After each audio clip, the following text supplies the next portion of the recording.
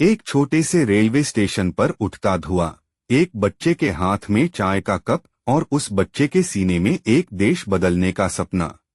17 सितंबर 1950 को गुजरात के वडनगर में नरेंद्र दामोदर दास मोदी का जन्म हुआ। स्वतंत्र भारत में जन्मे पहले प्रधानमंत्री।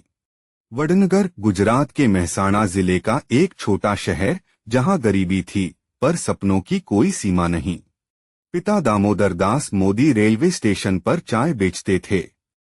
युवा नरेंद्र स्कूल के बाद पिता का हाथ बंटाते, ट्रेनों में यात्रियों को चाय परोसते। 1965 के भारत पाकिस्तान युद्ध में नरेंद्र ने उन जवानों को भी चाय पिलाई जो देश की रक्षा के लिए जा रहे थे। गरीबी ने उन्हें तोड़ा नहीं, बल्कि उनके भीतर एक ऐसी आग जलाई जो पूरे देश को रोशन करने वाली थी। 1967 में मात्र 17 वर्ष की आयु में नरेंद्र ने घर की देहरी छोड़ी, अनजान राहों पर एक अजानी मंजिल की तलाश में। उन्होंने पूरे भारत की यात्रा की, हिमालय की बर्फीली चोटियों से लेकर दक्षिण के मंदिरों तक हर कदम पर भारत को समझा। ऋषिकेश के घाटों पर गंगा की पवित्र धाराओं के बीच उनके भीतर आध्यात्मिकता और राष्ट्र सेवा का बीज अंकुरित हुआ। रामकृष्ण मिशन के आश्रम में उन्होंने सेवा का अर्थ सीखा कि देश की सेवा ही सबसे बड़ी ईश्वर भक्ति है। 2 साल की इस यात्रा ने नरेंद्र को बदल दिया। वे एक युवक नहीं, एक मिशन लेकर लौटे थे। 1971 में अहमदाबाद पहुंचकर नरेंद्र मोदी राष्ट्रीय स्वयंसेवक संघ के पूर्णकालिक प्रचारक बन गए। 1975 में इंदिरा गांधी ने आपातकाल लगाया। मोदी ने भूमिगत रहकर सरकार का विरोध किया, पर्चे छापे, बांटे, आवाज उठाई। आपातकाल के अंधेरे में उनके साहस और संगठन कौशल ने उन्हें आरएसएस के भीतर एक विश्वसनीय नेता के रूप में स्थापित किया। 1985 में आरएसएस ने उन्हें भारतीय जनता पार्टी में भेजा। यहीं से उनकी राजनीतिक यात्रा की असली शुरुआत हुई। 1987 में गुजरात बीजेपी के महासचिव, 1995 में पार्टी को बहुमत दिलाने की रणनीति मोदी की संगठन शक्ति अजेय थी। 7 अक्टूबर 2001 नरेंद्र मोदी ने पहली बार गुजरात के मुख्यमंत्री के रूप में शपथ ली। एक नए युग की शुरुआत। 2001 के विनाशकारी भुज भूकंप ने गुजरात को हिला दिया था। मोदी ने मलबे से एक नया गुजरात खड़ा किया। वाइब्रेंट गुजरात समिट ने राज्य को दुनिया के निवेशकों के नक्शे पर ला खड़ा किया।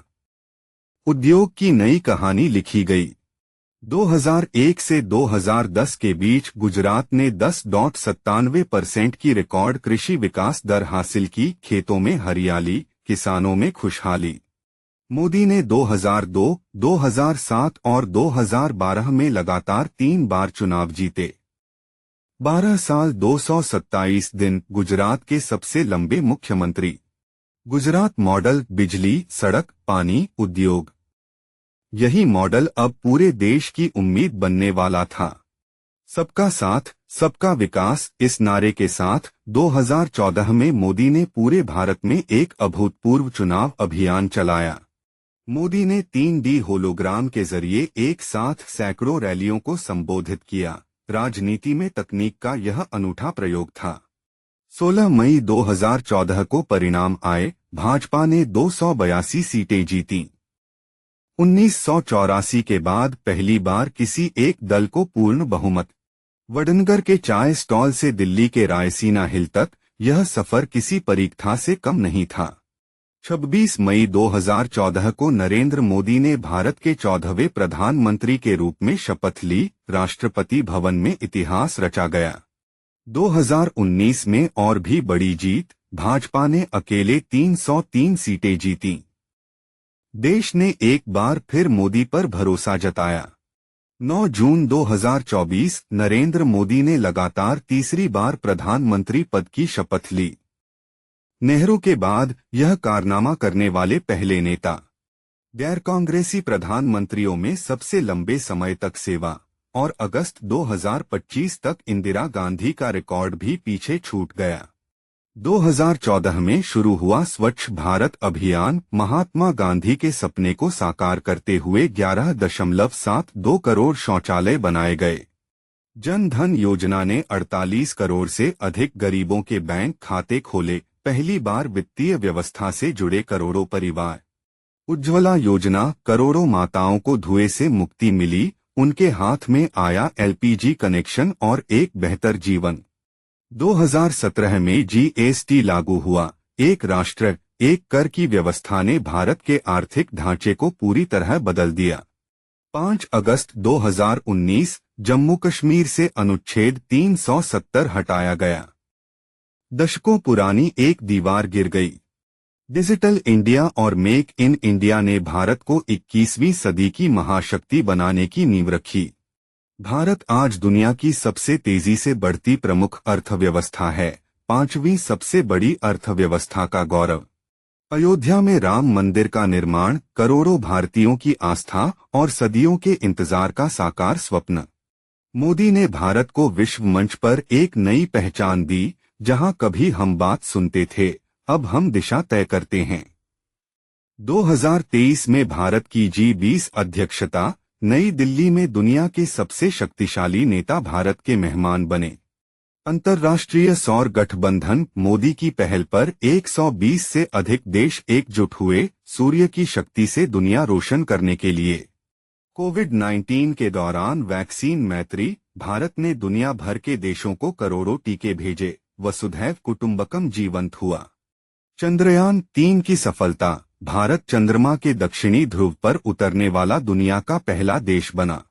अमेरिका, रूस, जापान, इजरायल, मोदी की विदेश नीति ने भारत को हर खेमे का विश्वसनीय साझीदार बनाया।